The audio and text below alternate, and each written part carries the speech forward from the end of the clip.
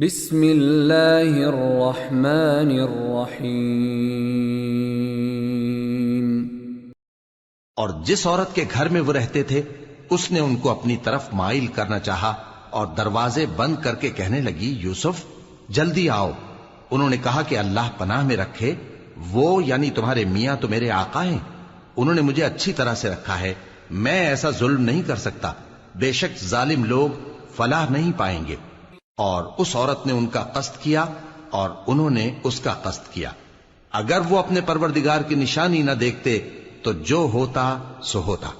یوں اس لیے کیا گیا کہ ہم ان سے برائی اور بے حیائی کو روک دیں، بے شک وہ ہمارے چنے ہوئے بندوں میں سے تھے۔ اور دونوں دروازے کی طرف بھاگے، آگے یوسف پیچھے زلیخا، اور عورت نے ان کا کرتا پیچھے سے پکڑ کر جو کھینچا تو پھاڑ ڈالا، اور دونوں کو دروازے کے پاس عورت کا خاوند مل گیا۔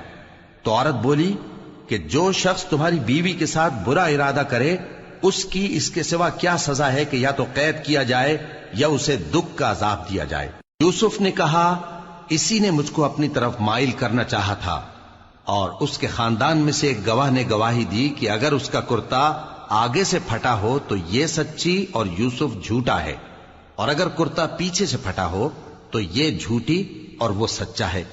سو جب اس کا کرتا دیکھا تو پیچھے سے پھٹا تھا، تب اس نے زلیخا سے کہا کہ یہ تمہارا ہی فریب ہے، اور کچھ شک نہیں کہ تم عورتوں کے فریب بڑے بھاری ہوتے ہیں۔